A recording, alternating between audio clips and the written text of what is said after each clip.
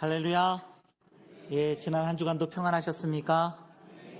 오늘 이 아침에도 우리 주 예수 그리스도의 은혜와 평강이 저와 여러분들의 삶 가운데 가득하시기를 주의 이름으로 축복합니다. 우리 배들목 찬양대 찬양 너무나도 감사합니다. 그 고백과 같이 오직 우리에게 주밖에 없는 줄 믿습니다. 우리 앞뒤 옆 사람들과 인사 나누실 때에 주님밖에 없습니다. 서로 인사 나누시겠습니다.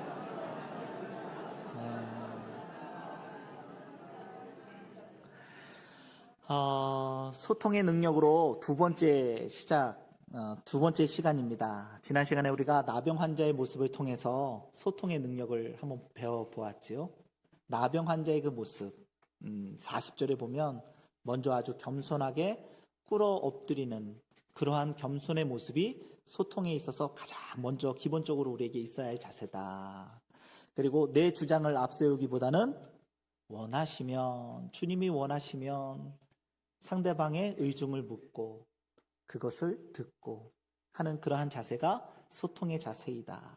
그리고 세 번째로는 나를 깨끗게 하실 수 있나이다. 예수님을 확 높여드리면서 주님은 그렇게 하실 수 있습니다. 인정하고 칭찬해드리면서 소통으로 나아갔다라고 하는 겁니다. 그런데 여러분, 사실 소통은 혼자 하는 것이 아니지 않습니까? 내가 아무리 낮아지고 또 상대방의 의중을 묻고 상대방의 칭찬하고 인정해주고 그런다 할지라도 상대방의 마음을 굳게 닫아버리면 그 소통은 미완성일 수밖에 없는 겁니다. 오늘 본문은 바로 그 지점에서 시작이 됩니다. 절박한 그 나병 환자의 부르짖음에 우리 예수님이 어떻게 반응하셨느냐. 소통의 완성은 바로 이 예수님의 반응에서부터 또 일어난다라고 하는 것이죠. 오늘 이 아침 우리 예수님이 보여주신 그 따뜻하고도 또 놀라운 그 소통의 자세를 통하여서 우리의 막힌 관계의 문이 활짝 열리게 되는 귀한 은혜가 있으시기를 주의 이름으로 축원합니다. 자, 그렇다면 예수 그리스도의 그 보이신 소통의 자세, 그 첫 번째가 뭘까요? 41절에 보니까 이런 표현이 나와 있습니다. 예수께서 불쌍히 여기사. 예수께서 불쌍히 여기사. 예수님께서 소통의 자세에 있어서 불쌍히 여기고자 하는 마음이 중요하다라는 겁니다. 어떤 사람이 여러분들에게 불통의 자세로 어떤 문제를 일으키거든, 야, 저 사람 나를 굉장히 싫어하나 보다. 저 사람이 나를 미워하나 본데? 혹은 야, 저 사람 뭔가 삐딱하다. 저 사람 삐뚤어진 사람 같다. 이렇게 단정 지어서는 안 된다는 거예요. 그 이면에는 분명 이유가 있다는 말이죠. 그렇게 말할 수밖에 없는, 그렇게 행동할 수밖에 없는 그 사람만의 삶의 역사, 히스토리가 있더라는 거예요. 우리가 알지 못하는. 그 사람에게 그럴 만한 상처가 있다는 겁니다. 못난 짓을 하면 못난 짓을 할 수밖에 없는 그 사람의 과거와 경험이 있는 거고요. 돌출 행동을 하면 그렇게 돌출 행동을 할 수밖에 없는 그 사람의 아픔의 흔적이 있게 마련이다. 그걸 우리가 모를 뿐이지 알면 이해가 되고 오히려 불쌍히 여기는 마음을 갖게 된다는 겁니다. 이런 부분에 있어서 우리에게 이 가장 좋은 소통의 자세는 상대를 불쌍히 여길 줄 아는 마음이라는 겁니다. 불쌍히 여기는 마음, 긍휼히 여기는 마음, 그 마음을 가질 때에 우리에게 소통의 역사가 일어날 수 있다는 것이죠. 여러분, 긍휼히 여기는 마음을 갖게 되면요, 어떻게든 상대를 이해하려고 합니다. 어떻게든 용서하려고 하는 그런 마음이, 그런 모습이 갖춰지게 된다는 거예요. 그래서 긍휼한 마음, 긍휼히 여기는 마음, 불쌍히 여기는 마음을 가지고 있으면요, 언젠가는 반드시 회복되어지는 그런 소통의 은혜가 나타나게 될 줄로 믿습니다. 우리가 하나님과 소통되는 원리가 바로 그거잖아요. 하나님이 우리를 사랑하심으로, 우리를 불쌍히 여기심으로, 우리를 긍휼히 여기심으로 어떻게 해서든 우리를 이해하시려고 하시고 어떻게 해서든 우리를 용서하시려고 그렇게 기다리고 계시잖아요. 그렇게 기다리다 계시다 보면 우리가 그냥 떡하냐 하는 순간 딱 하나님께로 돌아서기만 하면 그 즉시 하나님께서 우리를 찾아와 주셔서 소통하려고 하신단 말이죠. 그냥 돌아서기만 기다리고 있는 그 하나님의 마음. 마치 탕자를 기다리는 그 아버지의 모습과 같이 우리 하나님, 우리를 긍휼히 여기는 마음으로, 불쌍히 여기는 마음으로 눈을 뜨고 지금 지켜보면서 야, 돌아서기만 해라, 돌아서기만 하라. 그러시고 있단 말이죠.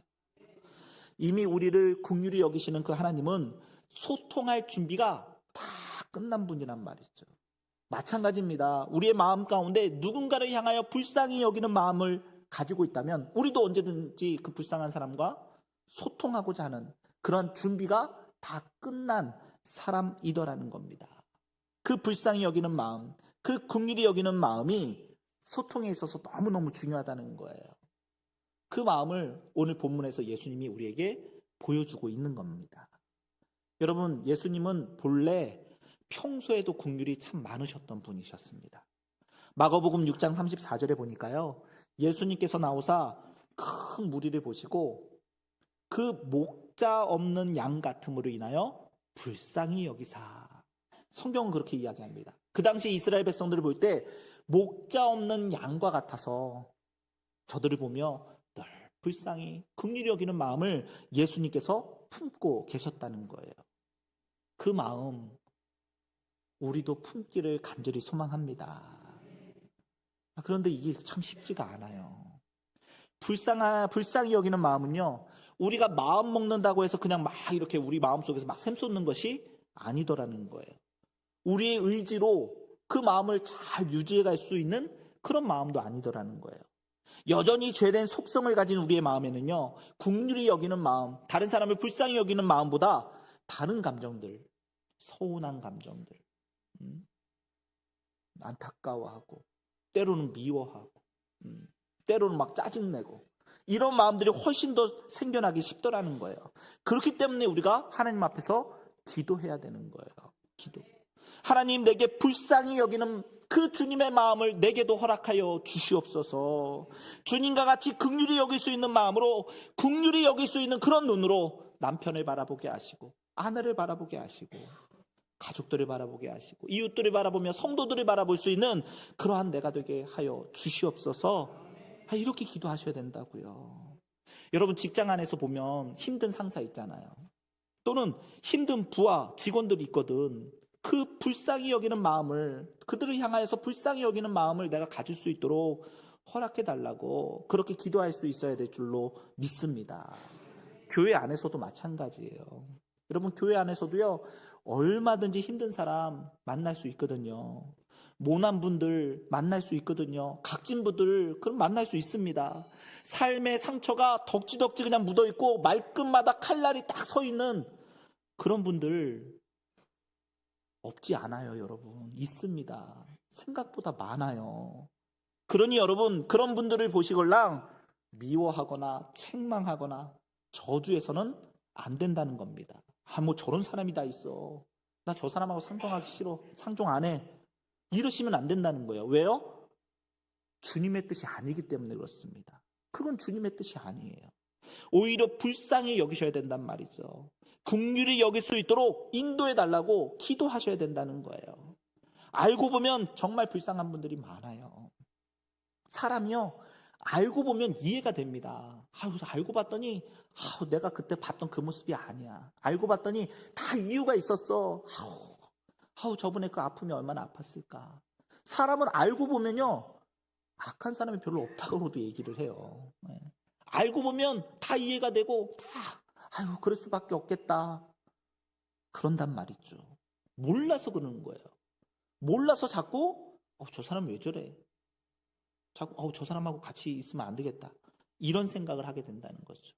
그렇다면 하나님, 알게 해달라고, 무엇보다도 내 마음 가운데 불쌍히 여기는 마음, 긍휼히 여기시는 그 하나님의 마음과 같이 사람을 이해하려고 애쓰고 용서하려고 애쓰고 함께하고자 애쓰는 그런 모습이 내게 있게 하여 주시옵소서.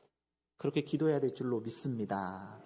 주님이 가지셨던 그 불쌍히 여기는 마음, 긍휼히 여기시는 그 마음 품고 많은 사람들과 함께 소통하며 함께 더불어 살아갈 수 있는 저와 여러분들이 되시기를 주의 이름으로 축원합니다. 또한 오늘 말씀 가운데 예수님의 두 번째 소통의 모습은요, 41절 중간에 손을 내밀어 그에게 되시며 라는 구절이 있죠. 네, 여러분 예수님은요 분명 말씀만으로도 얼마든지 나병 환자 고치실 수 있으셨습니다. 그런데 예수님은 나병 환자에게 굳이 손을 내미셨단 말이죠. 그리고 그 손을 나병 환자의 몸에 닿게 하셨습니다. 손을 대셨어요. 왜 대셨을까? 부정한 곳에 몸이 닿으면 그 사람도 부정하게 되는 거잖아요. 그래서 사람들이 볼 때 저 사람 부정한 곳 만졌어. 부정해. 저 사람 상대하면 안 돼. 이런 거를 예수님도 모르시지 않으셨을 텐데 왜 굳이 부정한 그 나병 환자에게 손을 대셨을까? 여러분, 이 나병 환자의 가장 큰 고통이 뭡니까? 육체적인 고통도 있지만 그 못지않게 마음의 상처, 마음의 아픔이, 마음의 고통이 있었을 거란 말이죠. 어떤 마음의 고통이요? 자기 가족들로부터 격리당했습니다. 사회 사람들로부터 넌 신이 내린 저주를 받은 거라고 그런 이야기를 들으면서 그 누구와도 접촉할 수가 없었어요. 만날 수가 없었어요. 사랑하는 가족들과도 만날 수 없었고 친구와도 만날 수 없었고 그 누구도 자기 몸에 손을 대주지 않았습니다. 다 기피합니다. 다 외면해요. 눈조차 마주치지를 않아요. 함께 이야기 나누는 것 생각지도 못합니다. 얼마나 외로웠겠습니까? 얼마나 마음에 상처가 있었겠어요. 그런데 예수님은 다른 사람들과 달리 기피하지도 않으셨고 또 그와 말씀을 나누시기까지 하면서 눈을 마주치시고 불쌍히 여기는 마음으로 아무도 손대려 하지 않았던 그 부정한 나병 환자의 손을 대셨단 말이죠.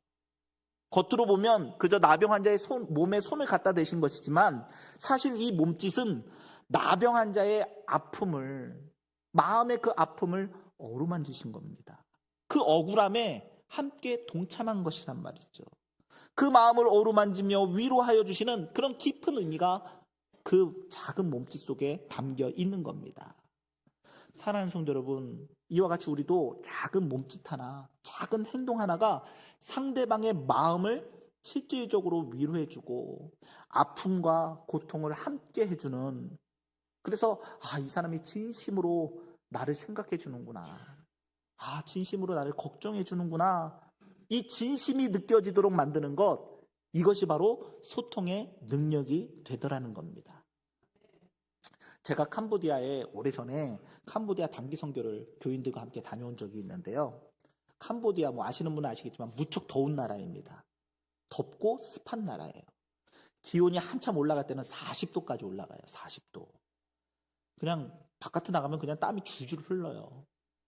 차 타고 있다가 차에는 에어컨이라도 있잖아요. 차에 타고 있다가 정말 나가려면 정말 힘든 곳이거든요.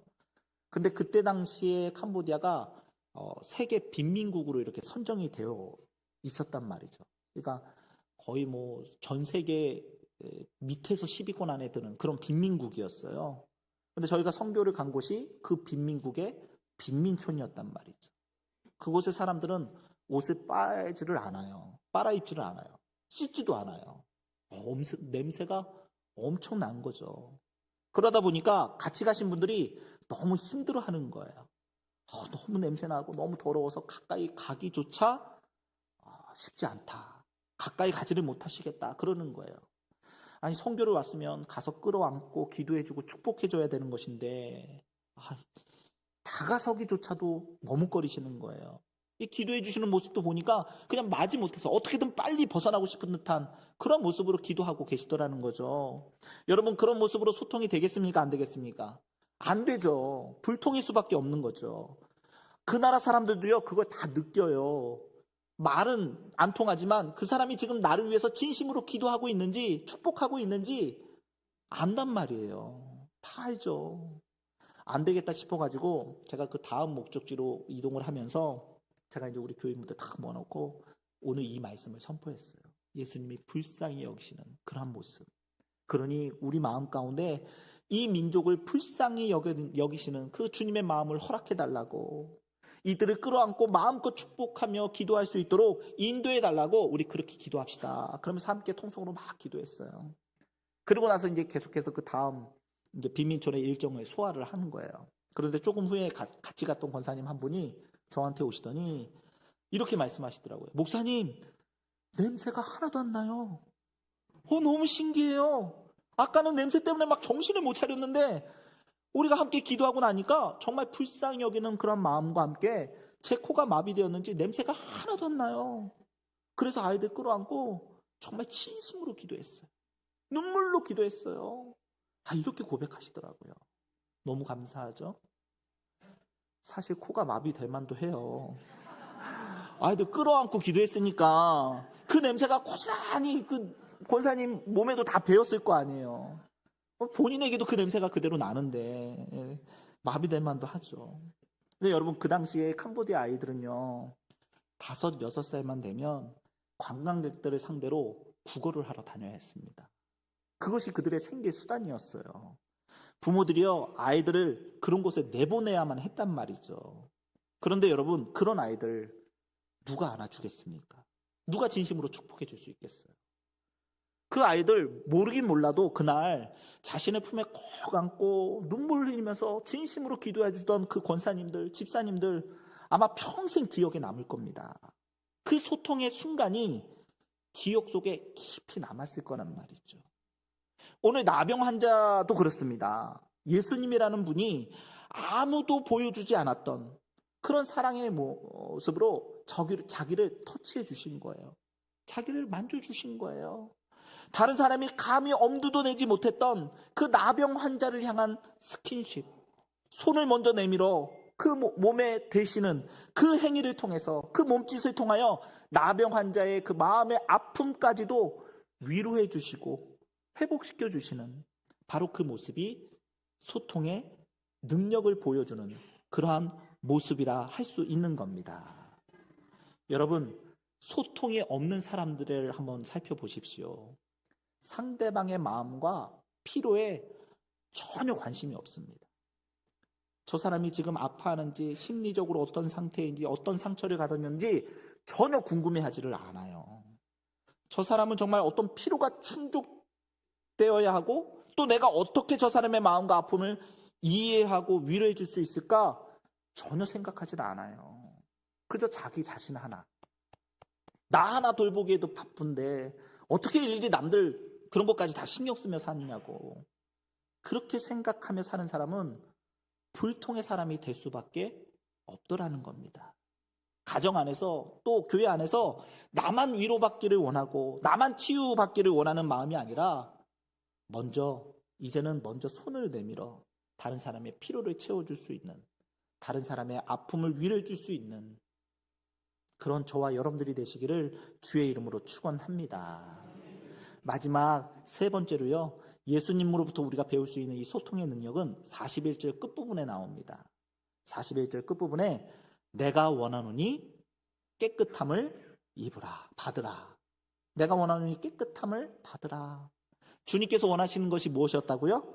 나병 환자가 깨끗함을 받는 거였다고요. 근데 여러분, 원래 이거는 나병 환자가 먼저 간절히 원했던 것이기도 했잖아요. 40절에 보니까 주님 원하시면 저를 깨끗하게 하실 수 있나이다, 이렇게 고백하면서 나오는 그 나병 환자에게 예수님이 그래, 나도 그걸 원해, 나도 네가 깨끗해지기를 원해, 그러니 내가 원하노니 깨끗함을 받으라, 이렇게 얘기해 주시는 거예요. 상대방이 원하는 것을 정확하게 알고 그 마음을 같이 하며 함께 해주는 것, 이걸 우리는 흔히 공감이라고 얘기하잖아요. 이 공감하는 자세가 소통에 있어서 너무너무 중요한 능력이 되더라는 겁니다. 세상이에요. 일반 사회에서도 그 소통 전문가라고 소위 말하는 사람들, 그런 사람들도 말하잖아요. 공감해 주라고.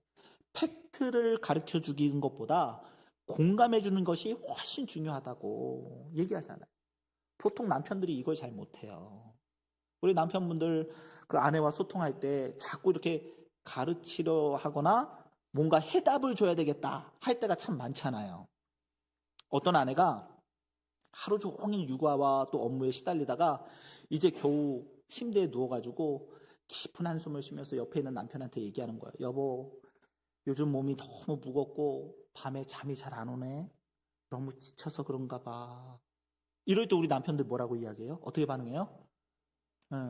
여보, 그건 당신이 낮에 카페인을 많이 마셔서 그래. 그리고 자기 전에 그 스마트폰 보니까 자꾸 멜라토닌이 분비가 안 돼서 그런 거잖아. 내일부터는 좀 카페인도 좀 줄이고 저녁 7시 이후에는 뭐 좀 먹지 말라고. 그리고 침실 온도는 22도에서 24도 사이가 딱 좋아. 그러면 직방이야. 뭐 이렇게 얘기를 한단 말이죠. 그 말 들으면 아내의 마음은 어떨까요? 잠이 확 달아나는 거예요. 남편의 입을 그냥 확 막아버리고 싶은 그런 충동을 느낀단 말이죠.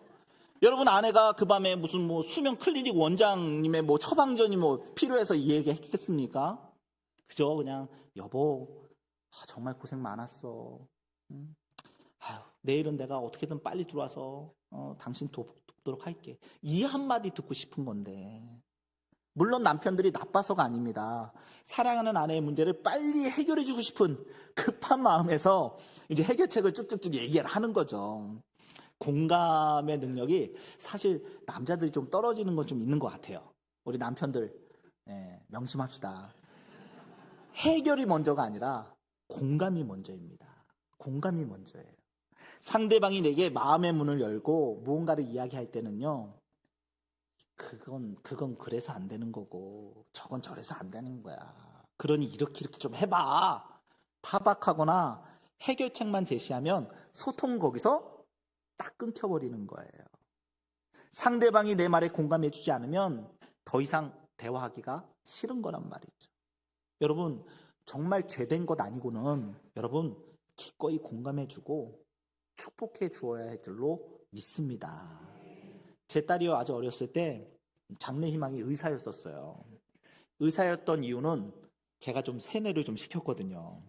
아주 어렸을 때부터 너는 커서 어린 생명을 살리는 소아과 의사가 되었으면 좋겠다. 계속 그렇게 기도하면서 세뇌 아닌 세뇌를 시켰단 말이에요. 참 하면 안 되는 건데. 근데 그 나중에 그 세뇌가 풀려가지고 한 고등학교 1학년 정도 되니까 싹 풀리면서 나는 내가 하고 싶은 거 한다고 그래서 지금은 작곡을 해요. 음악을 한단 말이죠. 근데 왜 그런 세뇌를 시켰냐면 제가 이제 캄보디아 처음 갔을 때 새벽 2시에 들어갔거든요. 밤 깜깜한데 아무것도 보이는 거 없고 그냥 들어갔어요. 호텔에 들어가서 이제 아침에 이제 그 광경을 보고 싶어서 이제 호텔의 커튼을 탁 여는데 하필이면 그 앞에가 그 호텔 쓰레기장이었어요. 근데 거기서 애들이 뭔가를 막 찾고 있는 거예요. 뭐지? 거기서 그 호텔에서 버린 음식들을 찾아가지고 먹으려고 찾고 있는 거예요. 그걸 보면서 막 가슴이 너무 아팠어요. 이 캄보디아가 못 산다고 그러더니 정말 저 정도였나? 아이들이 저렇게 쓰레기통까지 뒤져가면서 먹을 거를 찾고 있고, 여기 참 심각하다. 그러고 나서 이제 선교사님을 통해서 이 캄보디아에 대해서 이제 설명을 쭉 듣는데, 뭐 아실 분들 아실지 모르겠지만 그 캄보디아 아이들이요, 정말 눈이 이뻐요. 눈이 크고 막 초롱초롱하니 그 눈이 정말 얼마나 이쁜지 몰라요. 근데 그 당시에 그런 이쁜 캄보디아 아이들이요, 태어나면 생존율이 50%도 안 됐대요. 47점 몇몇 %로 제가 기억이 나요. 그러니까 100명이 태어나면 50명 이상이 10살이 되기도 전에 다 죽는 거예요. 뭐 죽는 이유는 여러 가지죠. 가난한 나라니까 일단 먹지 못해서 아사 상태가 되면서 죽는 아이들도 많고, 그리고 의료 시설이 안 돼 있으니까 약이 없어가지고 질병에 걸리면 그냥 죽는 거고요. 잠깐 이렇게 뭐 다리에 뭐 찢긴 상처들, 뭐 요런 거 항생제만 먹어도 그냥 바로 그냥 낫게 되는, 항생제만 먹어도 되는, 항생제만 발라도 되는 그런 것도 그냥 방치가 되면서 아이들이 10살이 되기 전에 다 그렇게 죽더라는 거예요. 이 이야기를 들으면서 제가 여기에 진짜 꼭 소아과 의사가 필요하겠다. 근데 제가 소아과 의사가 될 수는 없잖아요. 그러니까 장차 내가 결혼해서 낳은 아이가 소아과 의사가 되어서 이곳에 선교사로 왔으면 좋겠다. 어린 생명을 살리는 소아과 의사가 되어서 선교사로 왔으면 좋겠다. 이런 마음을 품었단 말이죠. 총각 때. 그때 막 이제 아내를 사귀기 시작할 때였거든요. 그러고 나서 이제 결혼해서 이제 첫 아이를 낳았잖아요. 그래서 그 바람을 제가 잊지 않고 그 아이에게 기도하면서 세뇌를 시킨 거예요. 좋은 뜻이니까 하나님이 하시면 하시겠지 하는 마음으로 이제 아이한테 어렸을 때부터 우리 수인이 꿈이 뭐라고? 소아과 의사. 앞에 내용도 있잖아. 그러면 어린 생명을 살리는 소아과 의사요. 그래, 우리 딸 앞으로 장차 커서 우리 어린 생명을 살리는 소아과 의사 돼야 돼. 이렇게 했단 말이에요. 계속 반복했단 말이에요. 그게 고등학교 1학년 때까지였어요. 그 큰딸에 대한 그 기대. 근데 그 아이가 그걸 좋아라 했어요. 아빠하고 소통이 잘 됐어요. 그래서 아빠의 바람도 또 나름 은혜가 있어서 고등학교 때까지도 의사가 되는 게 꿈이었단 말이에요. 이 큰애하고는 소통이 그렇게 잘 됐는데, 근데 이제 문제는 둘째인 거예요. 둘째. 우리 둘째 딸도 꿈을 키워줘야 되잖아요. 근데 둘째 딸은 제가 하나님께 그렇게 받은 어떤 은혜 이런 게 없어가지고 둘째 아이의 꿈을 정해주지 않았단 말이에요. 그래서 둘째 딸이 한 5살 때쯤 제가 물었죠. 너의 꿈은 뭐야? 언니의 꿈은 의사인데 너의 꿈은 뭐야? 그랬더니 간호사가 되겠대요. 간호사. 야, 네, 간호사. 그 얘기를 듣고 제 첫 반응이 뭐였을까요? 제가 정말 부족한 사람이에요. 네, 네. 간호사라고 그러니까 야, 간호사보다 의사가 좋은 거야. 아빠는 네가 의사 됐으면 좋겠어. 너도 언니처럼 의사를 꿈꿨으면 좋겠어. 가서 훌륭한 의사 되라. 그랬더니 둘째 딸이 싫어. 난 간호사 될 거야. 단호하게 그렇게 얘기하는 거야. 아니야, 의사가 훨씬 좋은 거야. 의사가 더 훌륭한 거야. 야, 언니도 의사 된다는데 너도 의사 돼야지. 그랬더니 계속 그 얘기를 했더니 싫어. 난 간호사 될 거라고. 아빠 미워. 왕 하면서 우는 거예요. 제가 아빠 미워라고 하는 소리를 그때 처음 들었습니다. 그래서 제가 기억이 남아요. 네. 아이의 뜻은 이건데 그 뜻은 듣지 않고 계속 제 얘기만 하고 있는 거죠. 둘째 딸하고 소통이 안 되는 거예요. 둘째 딸의 마음을 공감해 주지 못하고 계속 다른 것을 요구하다 보니까 아빠 미워 하는 소리를 듣게 되는 거죠. 차라리 그때 그래 지인아 넌 나이팅게일 같은 그런 훌륭한 간호사가 되렴?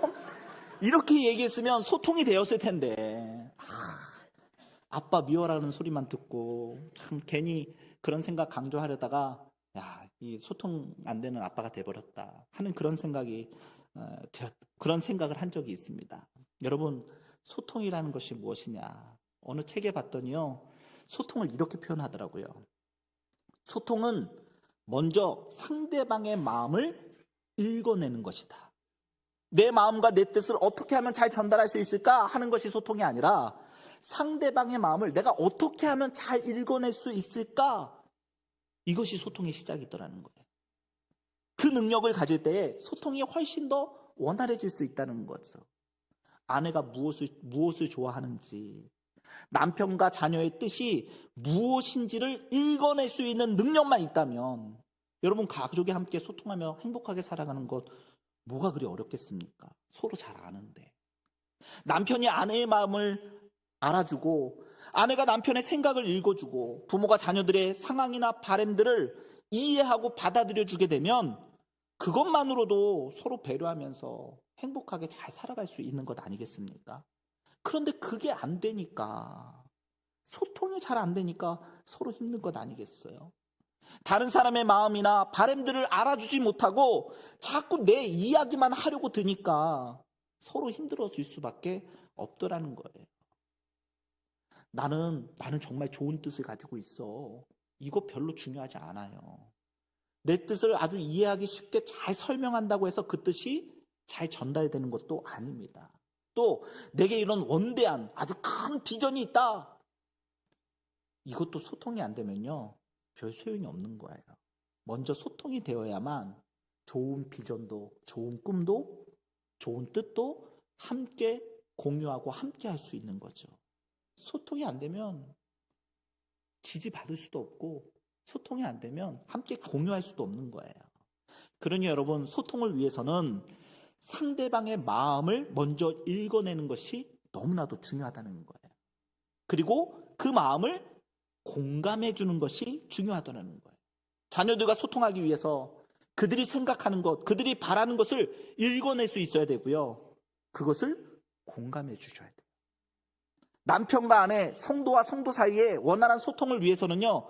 내 생각을 주장하기에 앞서서 상대방의 생각을 읽어주고 그 생각을 인정해주고 공감해주고 그 생각을 함께 축복해주는 그런 자세가 우리에게 필요한 줄로 믿습니다.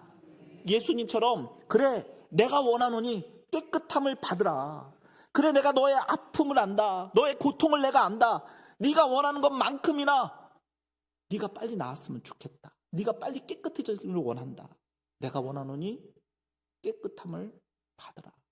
상대가 원하는 것, 생각하는 것, 그것이 정말 나쁜 것이나 잘못된 것이 아니라면 기꺼이 마음을 같이하여 축복해 줄 수 있는 그런 소통의 자세가 저와 여러분들에게 필요한 줄로 믿습니다.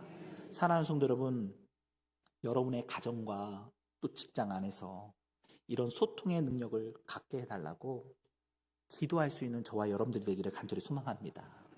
오늘 예수님이 보여주신 이 소통의 능력 3가지, 불쌍히 여기는 마음 갖게 해달라고, 상대방의 그 약함을, 상대방의 그 아픔을 위로하고 담당할 수 있는 그런 작은 몸짓의 능력을 갖게 해달라고, 그리고 상대방의 마음과 생각을 읽어낼 수 있는, 그리고 기꺼이 공감해주고 축복해줄 수 있는 그런 소통의 능력을 허락해달라고 기도하면서 그 능력들을 갖춰갈 수 있는 저와 여러분들이 되시기를 주의 이름으로 축복합니다. 기도하겠습니다. 사랑과 은혜가 충만하신 하나님, 오늘 말씀을 통하여 주님의 소통의 능력을 배우기를 간절히 소망합니다. 우리에게 주님의 그 긍휼히 여기시는 마음 허락하여 주시고, 또 주님의 손과 발이 되어 작은 몸짓 하나로도 서로를 위로하게 하시고 마음을 같이하여 서로 축복할 수 있는, 서로 이해하며 공감하며 축복할 수 있는 거룩한 하나님의 백성, 거룩한 주님의 몸된 교회 될 수 있도록 축복하여 주시옵소서. 예수 그리스도의 이름으로 기도드리옵나이다. 아멘.